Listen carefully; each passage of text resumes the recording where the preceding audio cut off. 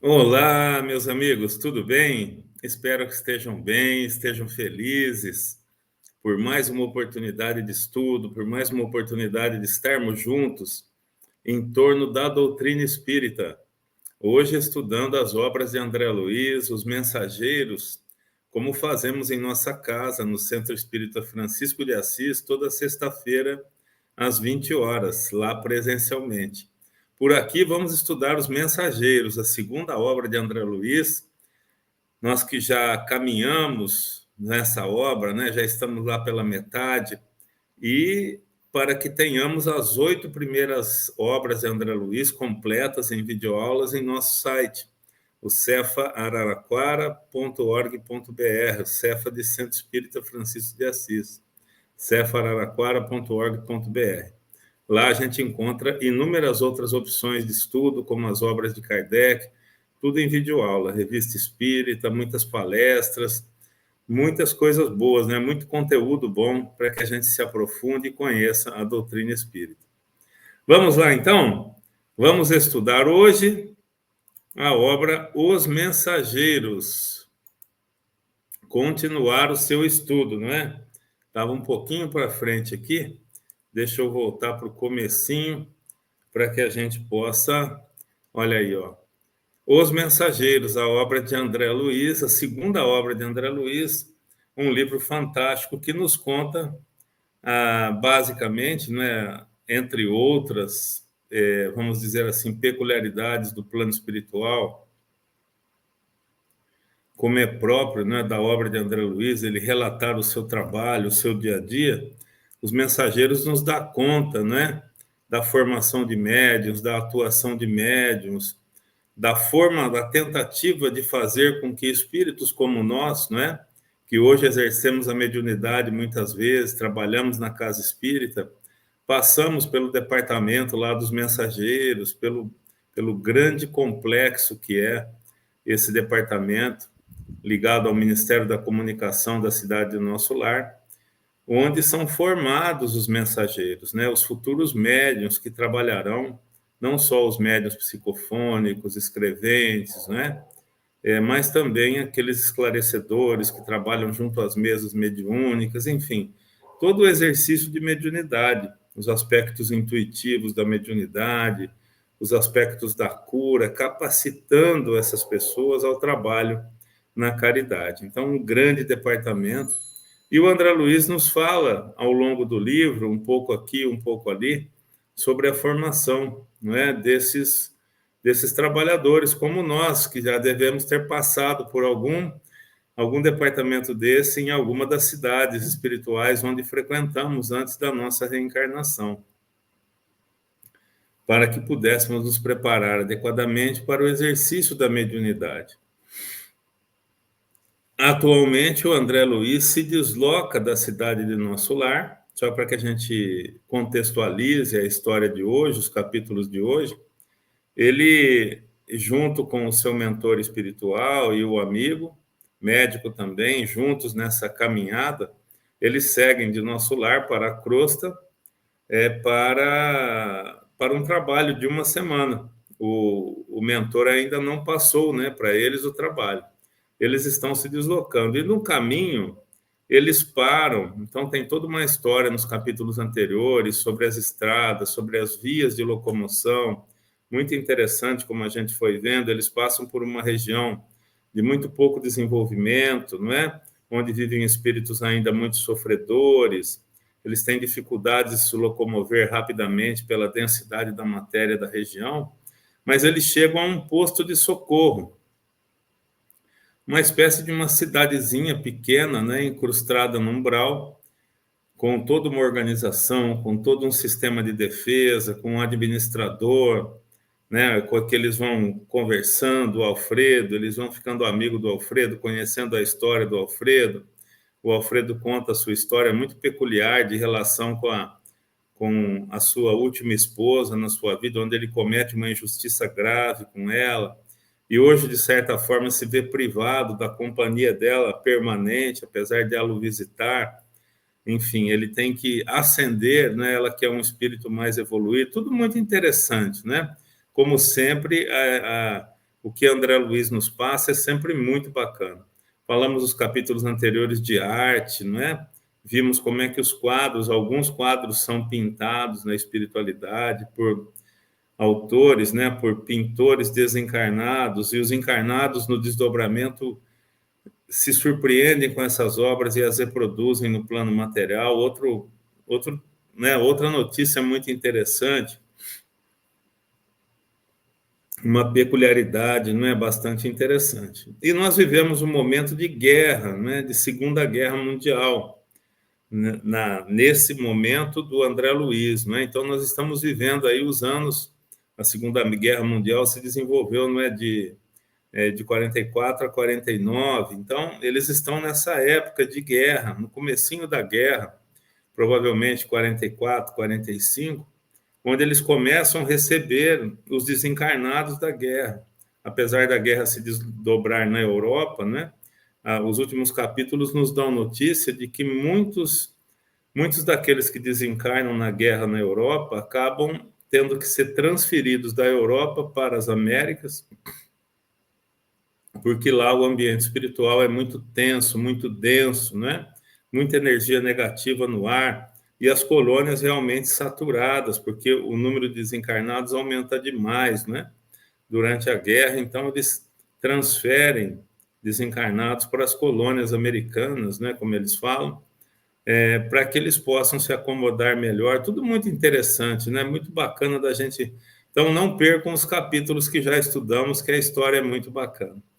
E o Alfredo, dirigente deste posto de socorro, ele convida o André Luiz e a sua equipe, o Aniceto, né, que é o mentor, para pernoitarem, porque uma tempestade magnética se aproxima ou deverá ocorrer durante aquele período, aquela noite. Então ele fala, olha, para o Aniceto, que é o mentor, talvez não seja muito problema, um espírito mais evoluído, mais experiente. Mas para os dois, né, o André e seu companheiro, ele falou, eles podem sentir muito essa tempestade magnética. Então, fiquem aqui, conheçam o nosso posto, e é isso que nós vamos ver nesses 2 capítulos.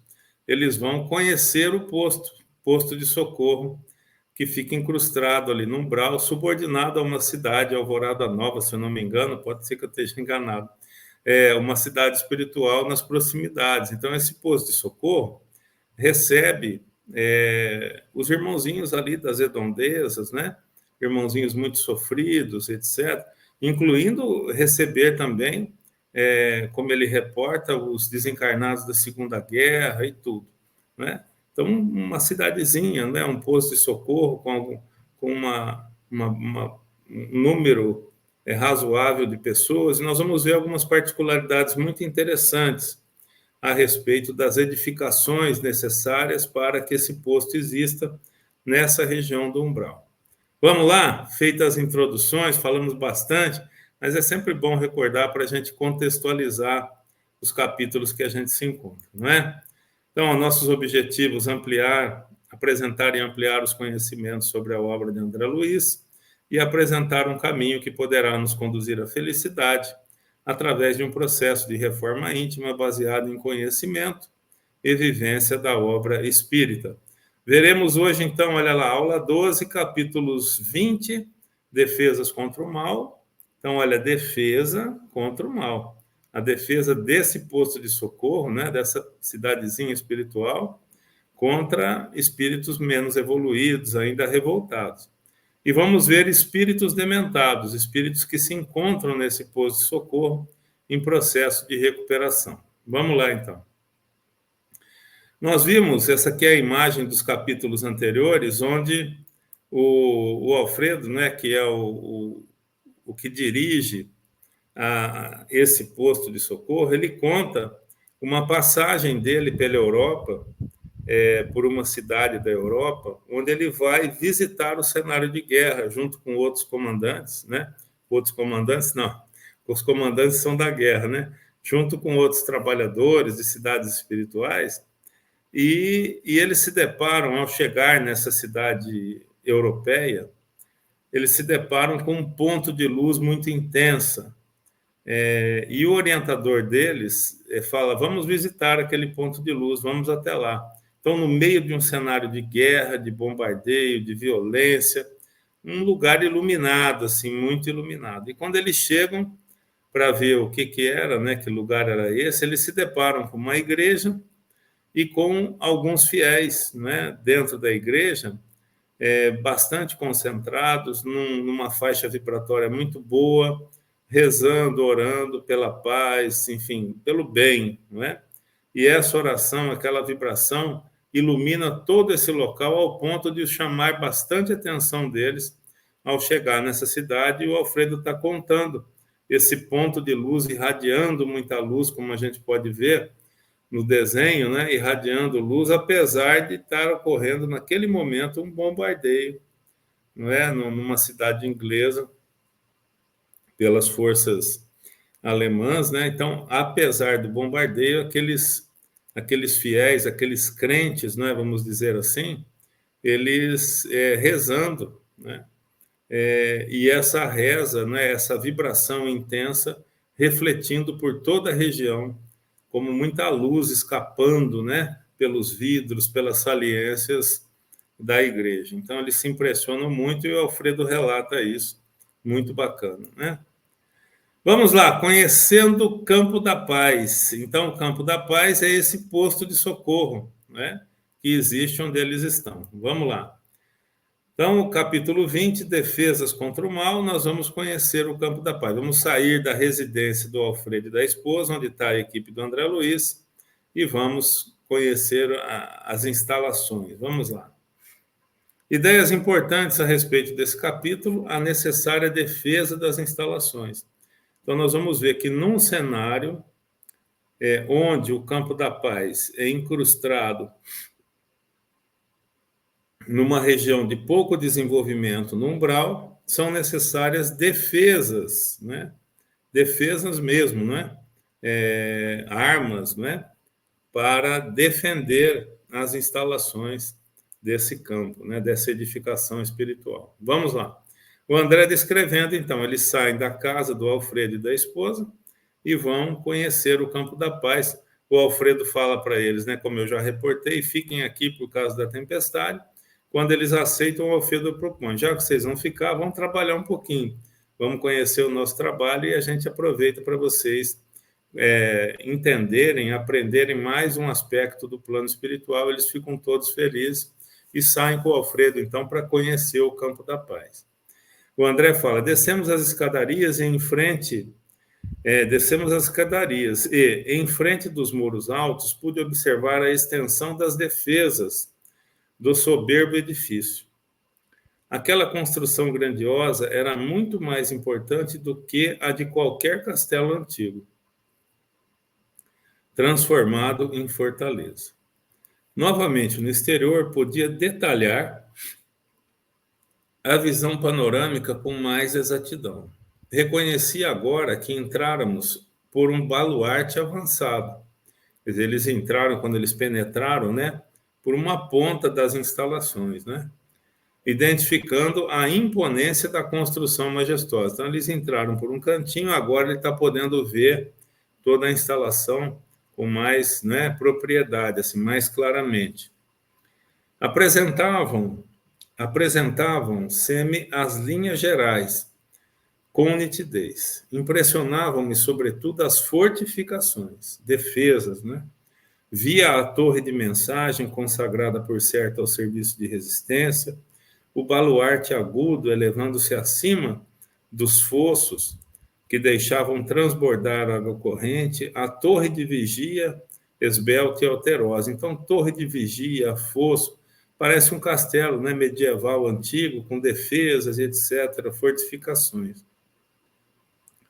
Observei o caminho da ronda, quer dizer, em cima da fortificação da muralha, o caminho por onde os sentinelas caminhavam, né? A cisterna, as seteiras, e em seguida as paliçadas e barbacãs. Então, paliçada é defesa, né?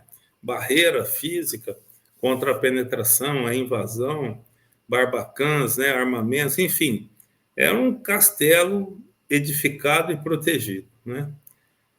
refletindo a complexidade de todo aquele aparelhamento defensivo. E as armas, né? O André fala, né?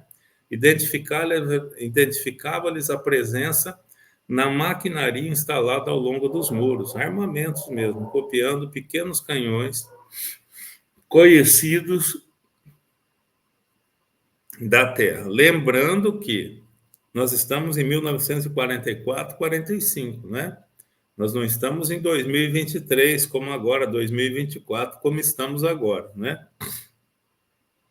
Muito tempo atrás, a referência do André eram, vamos dizer assim, armas, né, que existiam em 1944, nada tão desenvolvido como hoje.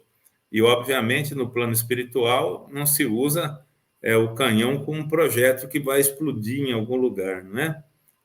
Não é necessário isso para uma defesa, porque os corpos são muito mais sutis, né? Então, nós vamos ver como que são usadas e com que objetivo. E, obviamente, uma cidade espiritual chefiada ou organizada por espíritos mais superiores, mais avançados, não haveria de produzir o mal para quem quer que seja, né? Machucando, judiando, enfim. Vamos lá. Então, pareciam, né, canhões conhecidos na Terra. O André. Entretanto, vi com emoção no cume da torre de vigia a enorme bandeira de paz, muito alva, bandeira branca, né? Tremulando ao vento como largo panacho de neve. O administrador percebeu a estranheza que se apossara de Vicente, o companheiro de André, médico também na última reencarnação, e de mim. E aí o Alfredo já vai emendando esses espíritos mais elevados, como sempre, lendo os pensamentos, entendendo o que está pensando os outros, né, companheiros, e antes de se fazer a pergunta, eles já vão respondendo. O Alfredo vai falando, já sei que é a impressão que nossa defesa lhes causa. Naturalmente, não imaginavam necessárias tantas fortificações, né? Nosso lar não tem tanta coisa assim, né? Mas nosso lar fica em outra região do plano espiritual. Mesmo assim, possui aquele murão bem grande, possui gradios, né? Possui defesas também. Possui sentinelas avançados lá no nosso lar, que ficam fora da fortificação para ver, para observar, né? Qualquer aproximação indevida. Então, essas colônias, no caso, esse posto de socorro, que ficam em regiões umbralinas, ainda necessitam desse tipo de defesa, defesas físicas, né? Conforme vem, nossa bandeira é de concórdia e harmonia. No entanto, é imprescindível considerar que estamos em serviço que precisaremos defender em qualquer circunstância. Enquanto não imperar a lei universal do amor, é indispensável preserve o reinado da justiça, né? Nosso posto está colocado aqui igualmente como a ovelha em meio de lobos. Olha a comparação, né? O posto está numa região onde vivem espíritos muito pouco evoluídos, né? Então ele fala, nosso posto se assemelha a uma ovelha, quer dizer, onde vivem pessoas do bem, administrado por pessoas do bem, em meio a lobos, porque em todo o entorno, espíritos muito pouco evoluídos, né? E, embora não nos caiba efetuar o extermínio das feras, necessitamos defender a obra do bem contra os assaltos indébitos. As organizações de nossos irmãos consagrados ao mal são vastíssimas. Como a gente tem notícia, né, em outras obras de André Luiz, as falanges, muitas vezes, do mal possuem, né, todos armamentos, formas de ataque, né, elas se propõem a atacar, a destruir. A gente viu no livro Obreiros da Vida Eterna algo parecido, né, com um ataque realmente acontecendo a um posto de socorro como esse, um posto, inclusive, que se locomovia pela espiritualidade, ele não era físico, né? Não era estático, né? Ele não era como aí que é uma fortificação, ele se movimentava e ele foi atacado realmente e precisou ser defendido com essas armas magnéticas, como a gente vai ver aqui no caso. As organizações dos nossos irmãos consagrados ao mal são vastíssimas. não admitam a hipótese de serem todos eles ignorantes ou inconscientes, que tem muitos inteligentes ali, né? A maioria se constitui de perversos e criminosos. E o perverso e criminoso não significa que não possua um nível intelectual elevado capaz de produzir armas e coisas do tipo, né? Vamos lá, olha aí a imagem, né? Que bacana, ó. Então, ó, um muro, né, de um castelo medieval mesmo, ó, com sentinelas avançados, partes mais altas, tá vendo? Muitas armas, né? Muitos sentinelas, ó, uma paliçada bem grande, né? Um muro bem alto, torres de observação, ó, armamento aqui, armamento aqui, armamento aqui, né? Então, bastante bem protegida. E se é protegida assim é porque é necessário, né? Se é necessário é porque de vez por outra tentam invadir esse ambiente, né? O Alfredo, são entidades verdadeiramente diabólicas, não tenho disso qualquer dúvida. O Vicente, meu Deus, mas por que se organizam deliberadamente para o mal? Não sabem, porventura, que todos os patrimônios universais pertencem à majestade divina? Não reconhece o soberano poder? E aí a gente vê, né, o Vicente, assim, como o André, há pouco tempo na espiritualidade, também em excursão com o Aniceto, né, para conhecer essas coisas, esses postos de socorro. Então, o Vicente provavelmente não tenha se deparado ainda com uma situação onde precisava de defesa, né? Então ele pergunta, nossa, mas por que esse pessoal fica no mal, né? A gente pergunta aqui também no plano material, né? Por que as pessoas cometem crime, né? Um negócio tão ruim, podem ser presos, podem estragar a sua vida, mas faz parte do processo evolutivo. Muitos ainda acreditam que o caminho, né, pela porta larga da ilegalidade, né, da violência, seja o caminho mais adequado a seguir. E acabam se perdendo, né, perdendo suas vidas, perdendo as reencarnações. E não é diferente no plano espiritual, porque quando passamos para o plano espiritual, continuamos a ser o que éramos no plano material. Então, esses delinquentes aqui do plano material, aqueles violentos, aqueles que cometem homicídios, roubos, assaltos, eles, quando passam para lá, continuam com esses mesmos instintos, até que um dia se transformem. Então, e eles vêm para cá também, muitas vezes já chegam, né, na nova reencarnação com esses instintos aguçados, esses desejos, esses sentimentos muito pouco evoluídos ainda, né? Alfredo responde, né, ao Vicente: ah, meu amigo, fiz as mesmas perguntas quando aqui cheguei pela primeira vez. As respostas que tive foram incisivas e concludentes. Poderíamos, Vicente, formular na crosta as mesmas interrogações, como eu já falei. Os criminosos que fazem as vítimas da guerra, os exploradores da economia popular, os avarentos, misérrimos, os sedentos de injustificado predomínio e os vaidosos cheios da fatuidade sabem, tão bem quanto os nossos adversários daqui, que tudo pertence a Deus, que o homem é simples usufrutuário dos divinos bens, né? Todos sabem que estão cometendo crime, todos sabem que a violência é muito ruim, né? Que é um problema que ele vai ter que resolver no futuro de uma forma ou de outra, e mesmo assim ainda praticam esses atos, né?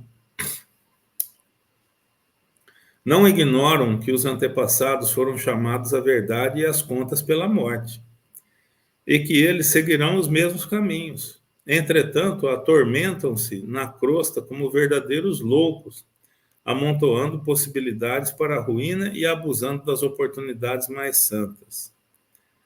Aqui se verifica a mesma coisa. Querem dominar antes de se dominarem, exigem antes de dar e entram em perene conflito com o espírito divino da lei. Estabelecido duelo entre a fantasia deles e a verdade do Pai, resistem às corrigendas do Senhor e transformam-se em esses desventurados em verdadeiros gênios da sombra, até que um dia se decidam a novos rumos.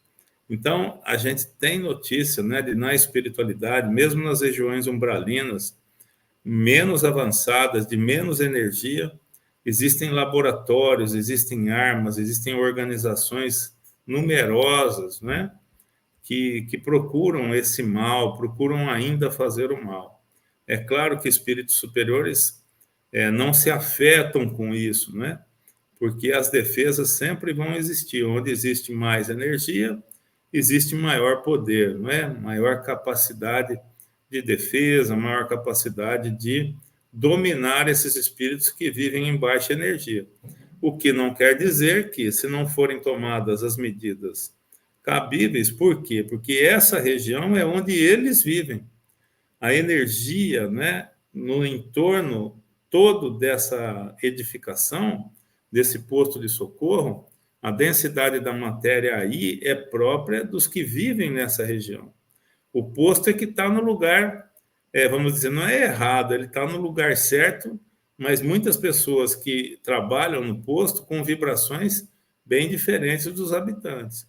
Mas o posto está inserido nessa região. Então, a ação desses espíritos se torna possível, porque a densidade tem que ser a mesma para que esses espíritos vivam lá.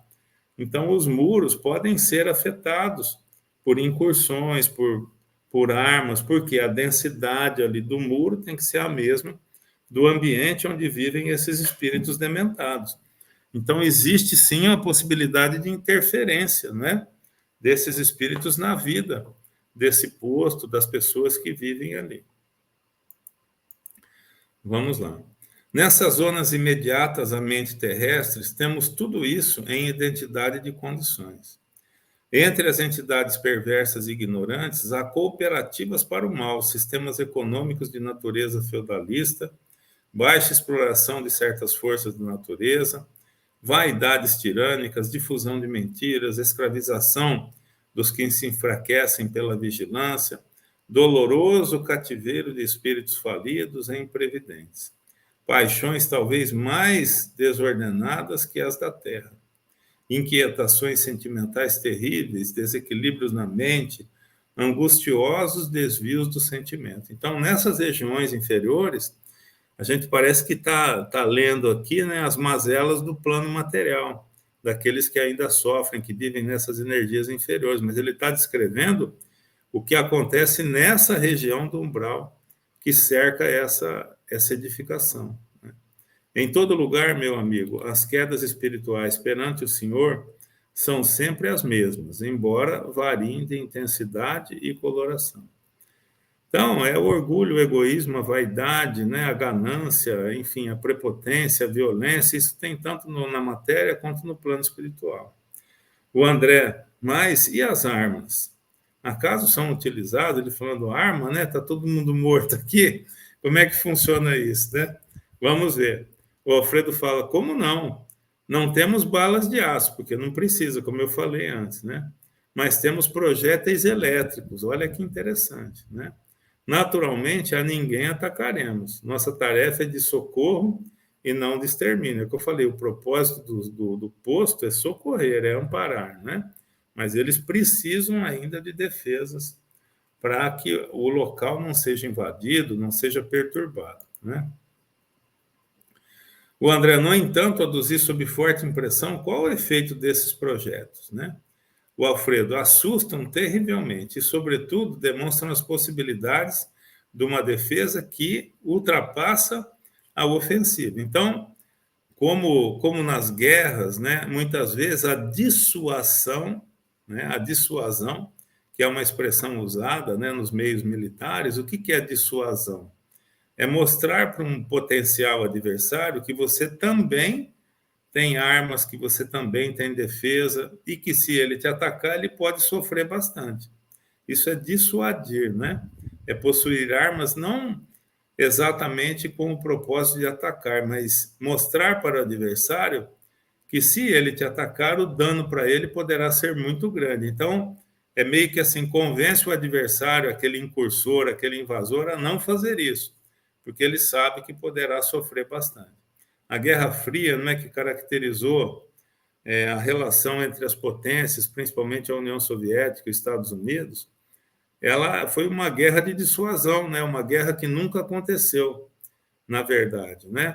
Mas aquele grande arsenal nuclear, ele tinha a finalidade de dissuadir tanto um quanto o outro. Ó, não me ataca, porque se você atacar, eu te ataco também, e todo mundo vai se destruir. E evitou, né, um conflito nuclear até agora, a certeza da destruição mútua. Então, as defesas aí no posto de socorro têm uma finalidade dissuasória, né? Quer dizer, olha, não vem atacar porque nós temos armas e vamos nos defender, né? É essa linguagem que esses ofensores entendem, né, e respeitam, né? Mas apenas assustam, né? O André fala, tornei a interrogar. Alfredo sorriu mais significativamente e acrescentou: poderiam causar a impressão de morte também. Olha como é importante isso, né? Poderiam causar a impressão de morte no plano espiritual. O Alfredo fica espantado. Como assim, né? Causar a impressão de morte? E o André, que diz, exclamei com insofreável espanto. O administrador meditou alguns instantes e, ponderando talvez a gravidade dos esclarecimentos, obtemperou, falou, né? Meu amigo, se já não estamos na carne, busquemos desencarnar também os nossos pensamentos, quer dizer, não se prenda às impressões, né, do corpo físico. As criaturas que se agarram aqui às impressões físicas, olha lá, porque ali, naquela região, os espíritos ainda vivem com as sensações da matéria, com os prazeres, com a coisa da violência, né, da sexualidade, enfim. Estão apegados à matéria, a esses sentimentos mais inferiores, né? Então, ele fala, as criaturas que se agarram aqui às impressões físicas estão sempre criando densidade para os seus veículos de manifestação. O que ele está falando? Aqui, como a faixa vibratória é muito baixa, os perispíritos dessas pessoas, os corpos dos espíritos desencarnados que vivem nessas regiões, têm muita densidade de matéria, são muito densos, né? Por conta do atrelamento desses espíritos às impressões físicas, né? Então, lá se usa como se fosse uma força física ainda para subjugar, para judiar. Então, um corpo muito denso de matéria, um corpo, obviamente, denso de matéria para os desencarnados, não para os encarnados, né? Então, as criaturas que se agarram aqui às impressões físicas estão sempre criando densidade para seus veículos de manifestação, para os seus perispíritos. Da mesma forma que os espíritos dedicados à região superior estão sempre purificando e elevando esses mesmos veículos. Então, lá, perispíritos muito densos, regiões mais evoluídas, perispíritos com menos densidade de matéria, como a gente aprende no Livro dos Médiuns, na doutrina espírita, né? O Alfredo continua.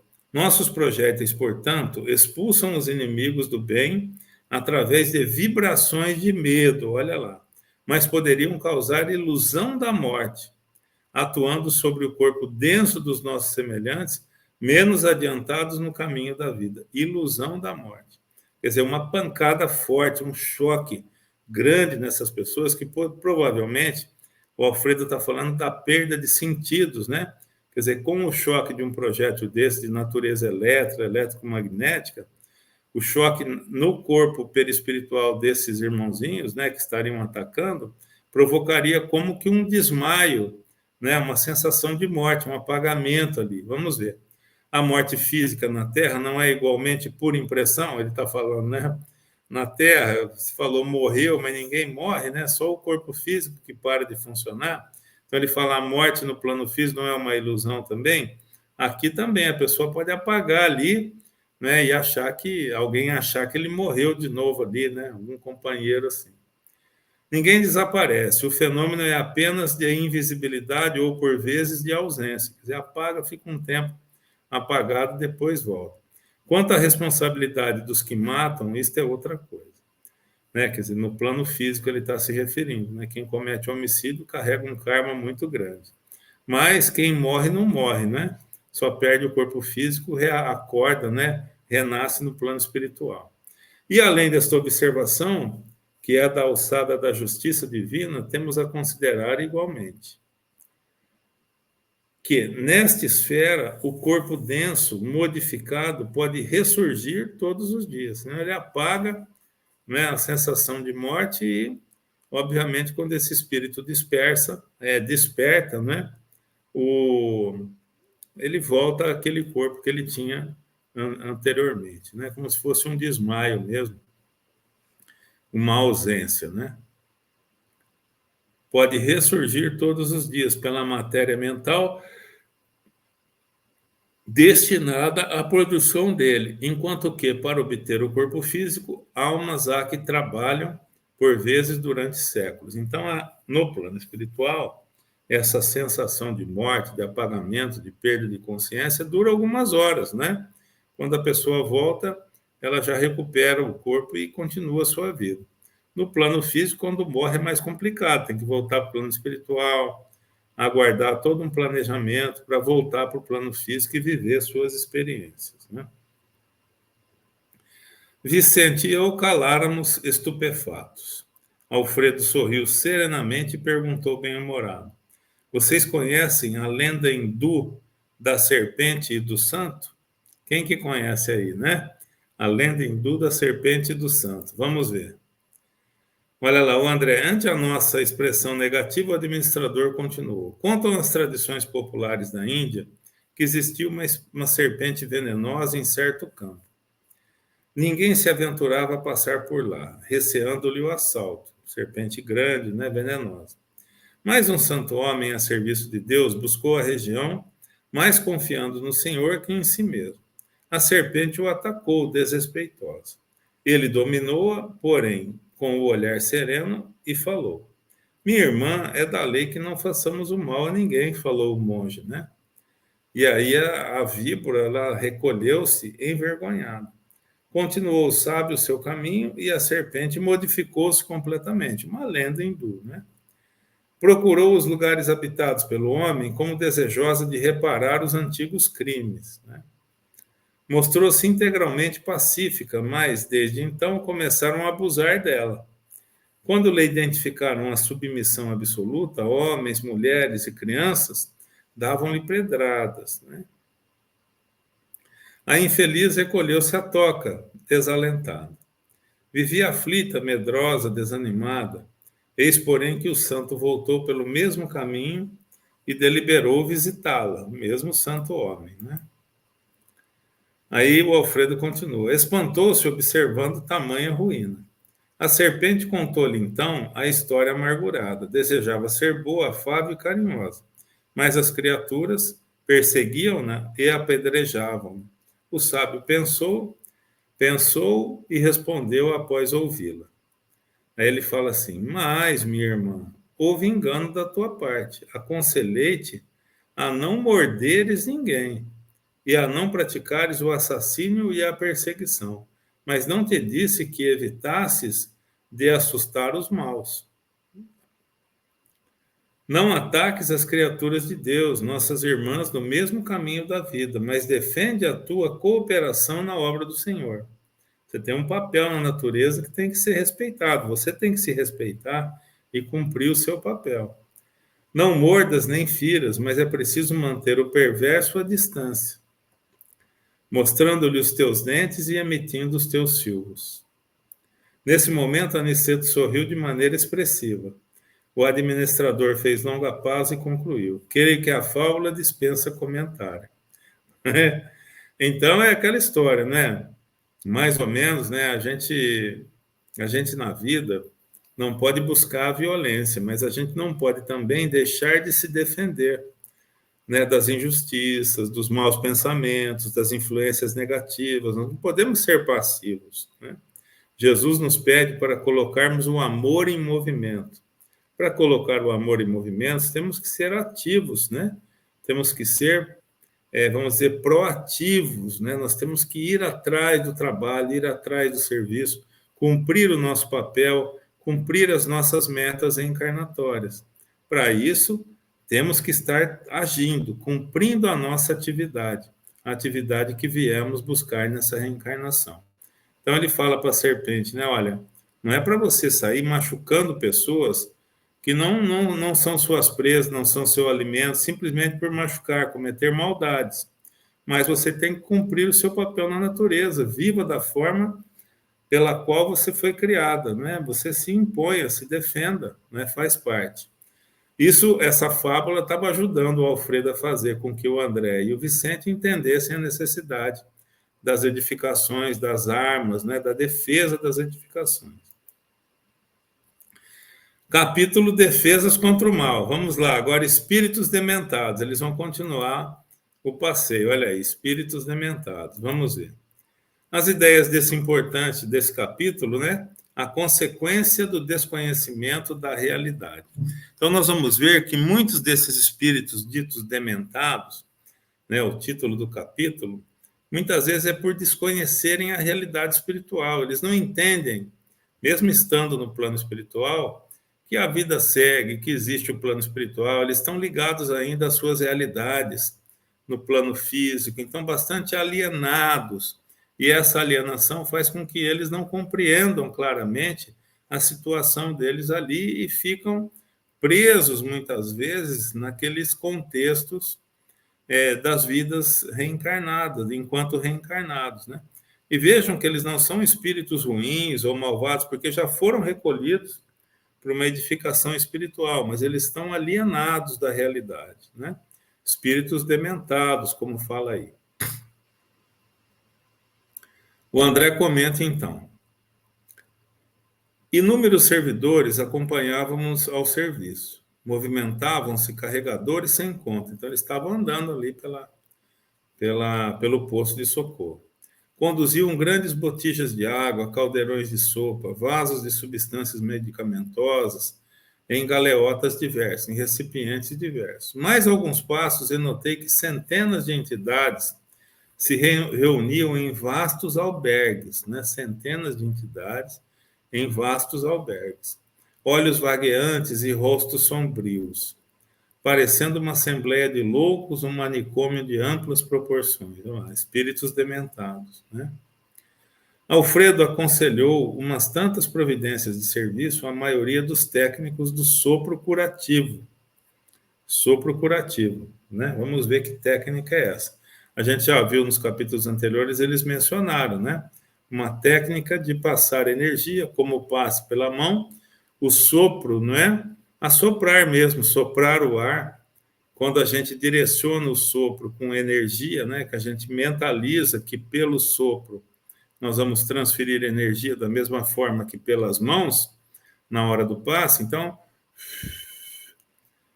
a quantidade de energia que conseguimos transmitir pelo sopro é muito grande, né? E o Alfredo falou que para isso tem que haver uma especialização, os trabalhadores têm que se preparar, não é?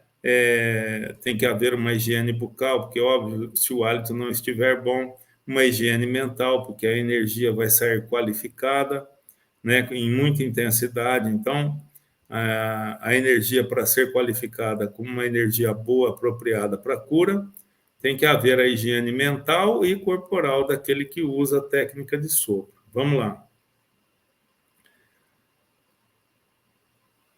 Do sopro curativo, os quais se desviaram de nós rumo às edificações situadas em zona diferente, as regiões onde iria ser praticada a cura pelo sopro.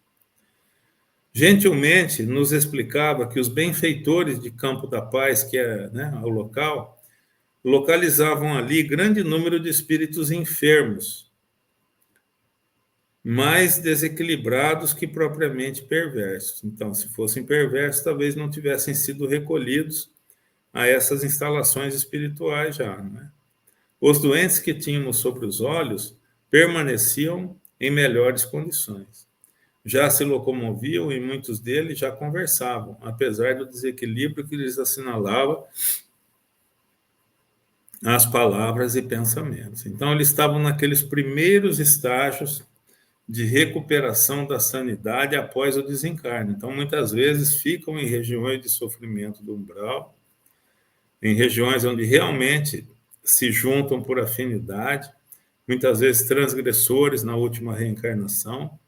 Então, sofrem bastante, e quando já adquirem um maior equilíbrio, já se recuperam e já se arrependem, já entendem, de alguma forma, começam a modificar a sua faixa vibratória, já se encontram em condições de ser o quê? Recolhidos para edificações como essa, né? Postos de socorro para começar o quê? A sua recuperação espiritual, visando o quê? O segmento da vida desses irmãos no futuro, né? Num futuro próximo aí das suas vidas. Vamos lá. Então, olha aqui, né? Eles observando, e a gente vê que as fisionomias das pessoas nesse pavilhão, né? São fisionomias, olha, de pessoas, né? Em desequilíbrio, de pessoas cuja própria feição, né? Aparência física demonstra desequilíbrio. São pessoas que já estão sendo cuidadas, já estão sendo amparadas, né? Pelo plano espiritual. Vamos, então, vendo os casos que vão seguir. Caso do Malaquias, então, vamos ver quem que é o Malaquias, né? É o primeiro caso que eles vão estudar.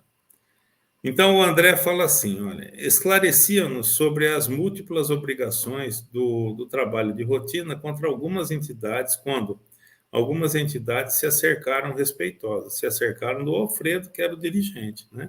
Que já cuidava dos seus casos, das suas vidas e tal.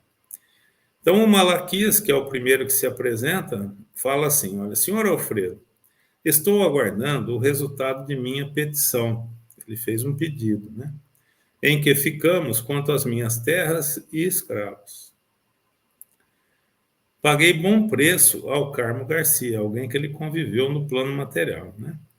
Sabe o senhor que venho sendo perseguido durante muitos anos e não posso perder mais tempo. Quando volto para casa, creio esteja o senhor ciente da necessidade de eu voltar aos seios dos meus. Esperam-me mulher e os filhos. Então, a gente vê que é uma pessoa que está conversando, que está ali, mas totalmente alienada da condição dele. Está querendo voltar ainda, né, para suas terras, para sua casa, para sua família, achando que isso é possível. Quer dizer, ele está fora ali do contexto, né? Ele não compreendeu ainda a situação dele como espírito desencarnado, plano espiritual, nada. O André comenta, como excelente médico Dalma, Alfredo prestou a maior atenção e respondeu como se estivesse tratando como uma pessoa de bom senso. O Alfredo fala para ele, sim, Malaquias, você reclama com razão, mas sua saúde não permite o regresso apressado. Você sabe que sua esposa, Dona Sinhá, pediu que fosse você aqui tratado convenientemente. Então, o Alfredo, como um médico trataria uma pessoa dementada aqui na Terra, né, com carinho devido, ele conversa com o Malaquias como se aquela conversa do Malaquias fosse apropriada. Então, a gente vai vendo que ele vai misturando um pouco da realidade com um pouco da fantasia que vive aquele irmão, porque se ele chegar para o Malaquias e falar, Malaquias, que conversa é essa, meu filho, né? Você está desencarnado, ele não compreenderia, a situação dele complicaria. Então, vamos ver como é que segue essa conversa, né? Então, olha aí, olha, o Alfredo conversando com o Malaquias e a gente vê a fisionomia, né? Bem assim, desequilibrada, vamos dizer, né? Do senhorzinho do Malaquias. Vamos ver como é que isso acontece. O Alfredo, creio que ela deve estar muito tranquila a seu respeito, a esposa, né? Como ele está falando, Dona Sinhá. Suas ideias, porém, meu amigo, não estão ainda bem coordenadas. Quer dizer, ele não mente, né? Mas ele vai devagarzinho, com jeitinho, né? Temos alguma coisa mais a fazer. Por que preocupar-se tanto assim com as terras e escravos? Primeiramente, a saúde, Malaquias, né? Não esqueça a saúde. O velho sorriu, como o doente apoiado na firmeza e no otimismo do médico. Então, como ele está passado, né? Como a gente fala, dementado, né, como o título, então ele encara aquela fala do Alfredo, que é delicada, né, que dá um propósito para ele, não, nós precisamos cuidar da saúde sua, esquece um pouquinho isso, vamos cuidar da sua saúde, quando você estiver mais forte, as coisas vão acontecer, e ele embarca nessa perspectivas, né, então ele fala, reconheço que as suas observações são justas, mas meus filhos não se movem sem mim, são preguiçosos e necessitam da minha presença. O André comenta, né? Mas doutrinando sutilmente o pobre velhinho, o administrador objetou, né? O Alfredo vai conversando. Entretanto, doente vieram os filhos para os seus braços paternos, não vieram das mãos de Deus, né? Aí o André fala, ele repete o Malaquias, sim, sim, afirmava o ancião trêmulo e satisfeito, né? Vamos confiar em Deus, o Alfredo está falando, certo? Eles têm que viver a vida deles, né? O Alfredo continua, pois é isso, Malaquias, chegam instantes na vida em que precisamos devolver a Deus o que a ele pertence. Além do mais, seus filhos também são responsáveis e, se foram ociosos, responderão pelos males que criaram em torno de si mesmo. Por agora, é indispensável que você se refaça, aclare as ideias e sossegue o coração. Então, o Alfredo nem mente e nem, vamos dizer, tenta o convencer, tenta o tirar de uma hora para outra dessa viagem que ele faz, dessa incompreensão dele. Mas vai preparando o espírito. Agora é hora de cuidar de você, né? Seus filhos têm que ter responsabilidade. Então, vai acalmando o espírito do Malaquias. O velho sorriu, confortado, mas antes que pudesse falar de novo, um cavaleiro, denotando nobre aprumo, adiantou-se, exclamando. Aí é o Aristarco agora que se aproximou. Malaquias saiu de cena, o Aristarco se aproxima. E a solução do meu processo, senhor Alfredo? Sinto-me prejudicado pelos parentes de má fé. Minha parte na herança dos avós é cobiçada pelos primos. Segundo já lhe fiz ver, meu quinhão é superior aos demais. Soube, todavia, que o Visconde de Cairu interpôs toda a sua influência contra mim. Ninguém ignora tratar-se de um grande velhaco, que não poderá ele fazer com as artimanhas políticas?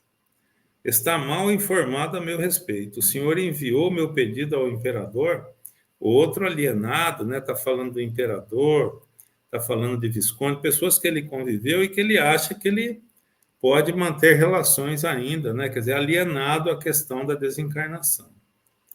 Vamos ver. Aí o Aristarco aqui, olha lá, já tem outra fisionomia, né? Uma pessoa desencarnou mais jovem, mas, ao mesmo tempo, a gente vê que pela fisionomia, pelo aspecto geral, uma pessoa também em desequilíbrio, né? Como os outros todos, né? Vamos ver como é que, como que continua isso, essa história, né? O Alfredo já expedia a mensagem, do mesmo jeito do velhinho, né? Está falando, já mandou a mensagem para o imperador, o Alfredo já mandei. O imperador certamente levará em conta a solicitação. Aí o Aristarco fala, entretanto, a demora é muito grande.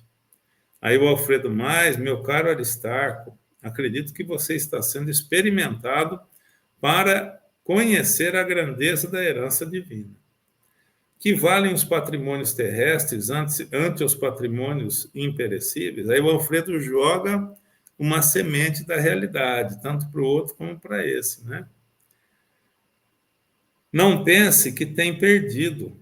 Medite nos bens sublimes que poderá alcançar diante da vida eterna. Esqueça os primos ambiciosos e o Visconde, que não o compreendeu. Terão eles de deixar quanto possuem no campo transitório, a fim de prestarem contas à divindade. Nunca pensou nisto? E o André comenta, né? Aristarco pareceu perder por momentos a inquietação.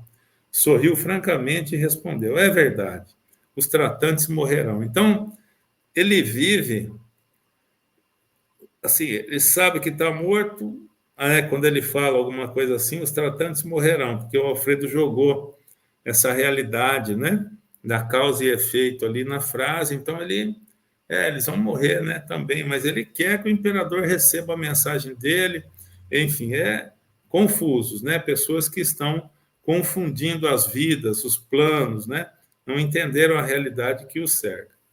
Aí vem o terceiro caso, de uma senhora, então, vimos o Aristarco agora, vem a senhora no cenário aqui. Olha lá, o André. Aí passou o caso do Aristarco, veio uma senhora mostrando-se aflita, pôs-se à frente e interpelou ao tio. Senhor Alfredo, peço-lhe não se me retenha aqui. Meu marido é nosso próprio adversário. Prometeu perseguir as filhas tão logo me ausentasse de casa.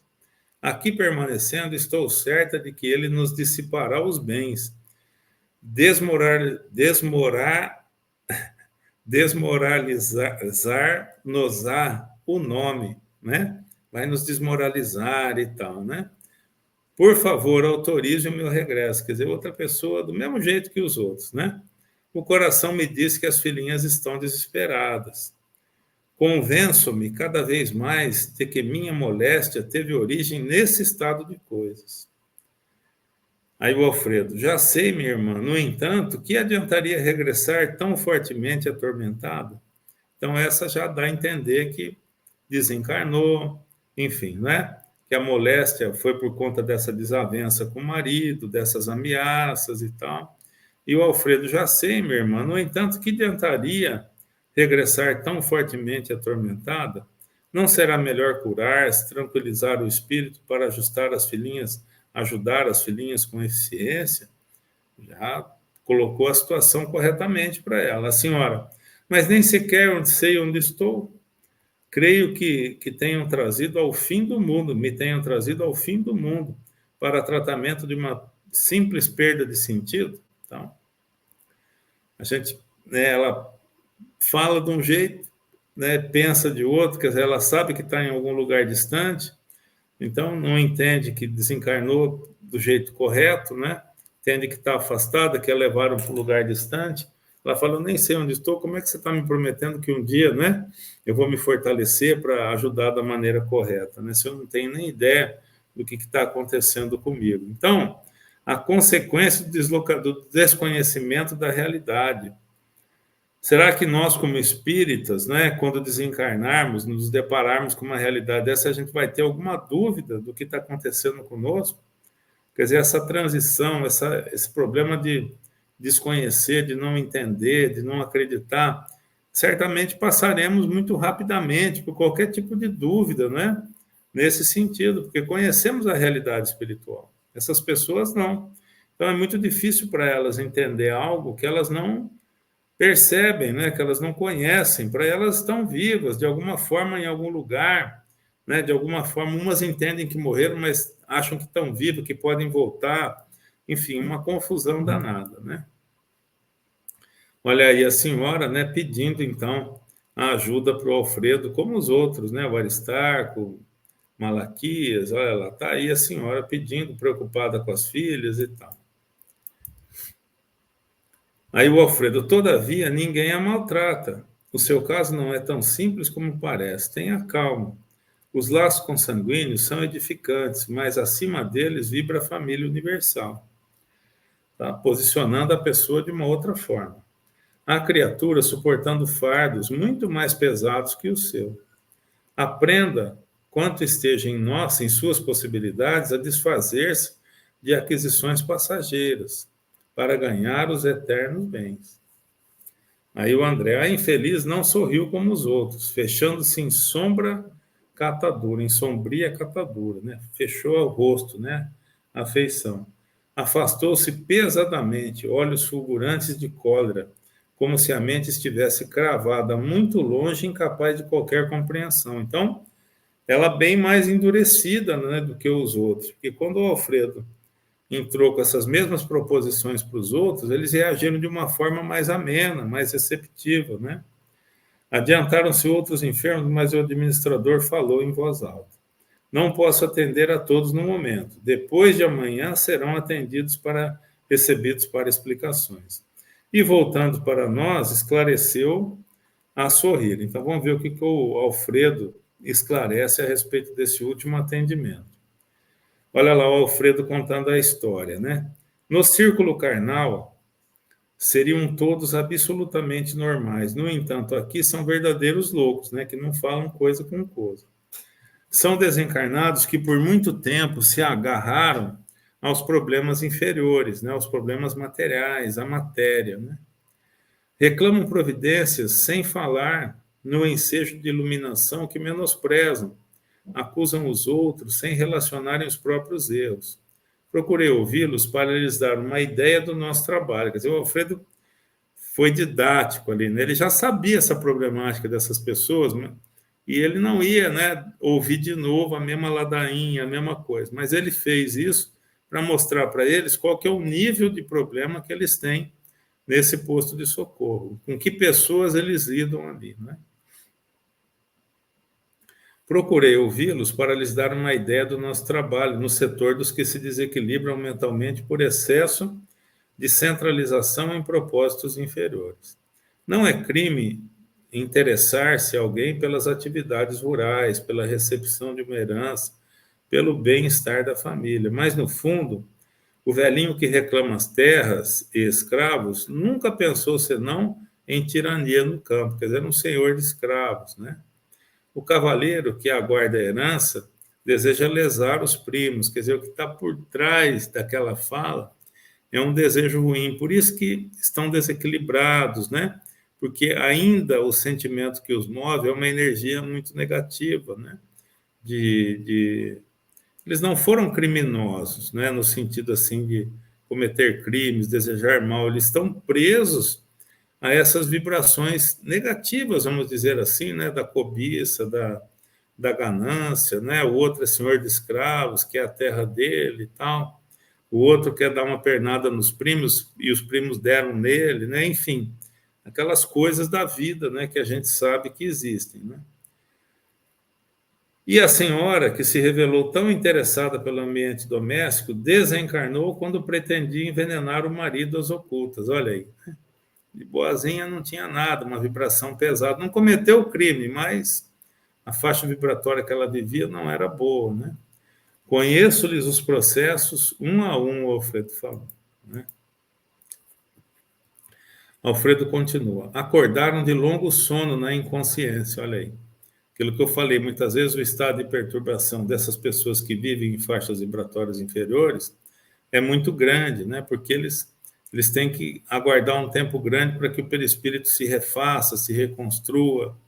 Eles não, muitas vezes não podem acordar porque despreparados que são, as vibrações familiares fariam muito mal a eles, então eles têm que ficar num estado de hibernação no plano espiritual por um longo tempo. Olha, acordaram de longo sono na inconsciência e julgam-se ainda encarnados, supondo igualmente que podem dissimular as pretensões criminosas.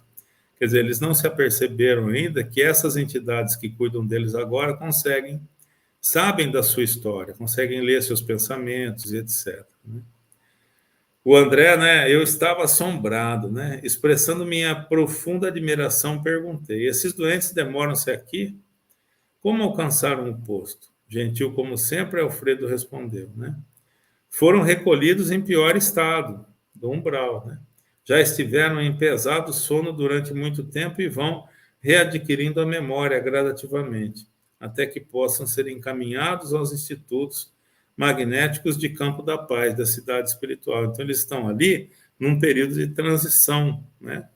Num período em que eles vão ser encaminhados para outros setores. Então, eles saíram de um adormecimento longo, né, em função da incapacidade deles de compreenderem a realidade. Quando recuperaram as energias do perispírito, enfim, cada um tem uma história, cada um tem uma necessidade, mas depois desse sono prolongado, quando eles conseguiram despertar, eles despertam nesse estado de demência, não compreendendo nada e tudo. Então, eles vão passar por esse período de recuperação intermediário, até que possam, né? Olha, foram recolhidos em pior estado, já estiveram em pesado sono durante muito tempo. Então, em sono, são recolhidos nessas cidades e ficam dormindo num leito ali em pesadelos, numa energia ruim envolvendo, mas protegidos pelo menos, né? Aí, quando despertam, né, quando é o momento de serem despertados, que a espiritualidade tem os mecanismos, os meios de identificar esse momento, eles despertam meio que dementados, né? Olha lá, e vão readquirindo a memória gradativamente, até que possam ser encaminhados aos institutos magnéticos de Campo da Paz, a fim de receberem maiores auxílios e necessários esclarecimentos. Então, um período de transição que eles estão passando. Depois, magneticamente, vão restaurar suas energias e serem esclarecidos. Olha, vocês estão desencarnados e tal, a vida segue, né? E por aí vai. Mas muito interessante, não é? A história de hoje, né? Vocês supunham que, não é, existiam armas, né, nas edificações. A gente já tinha visto em nosso lar algo parecido, né? Lá também tem edificações, tem muralhas. Aí eles explicam de uma forma um pouco mais clara, né, a necessidade, o tipo de munição, o que provoca nas pessoas, além do medo, né? Além da dissuasão, como eu expliquei, né? Quer dizer, a certeza de que se eles forem invadir, vai haver algo que vai os repelir. Então, os mantém afastados, aí depois, em algum momento, alguns vão tentar, as armas vão ser usadas, e depois eles vão contar histórias que as armas os atingiram, que eles ficaram desacordados, que morreram, aquela história. E isso vai causando o quê? Uma desestimulação de ataques frequentes, né? E depois a história das pessoas que são recolhidas, lembrando que esse posto está incrustado numa região bem pouco desenvolvida no umbral, né? Então, são espíritos afinizados com essas regiões. A faixa vibratória deles está ali, não necessariamente espíritos maus, criminosos, mas espíritos que viveram em faixas vibratórias inferiores. A senhora querendo matar o marido, não matou, mas queria. O outro querendo enganar os primos, o outro, enfim, o senhor de escravo, e por aí vai, né? Muito interessante, não é, pessoal? Muito educativo, muito esclarecedor, né? A história, o contexto, tudo. Como sempre, né? A gente vai desvendando, vai conhecendo o plano espiritual de maneira fantástica com o André Luiz. É isso, mais 2 capítulos. Espero que tenham gostado. Vamos ver como é que isso continua, né?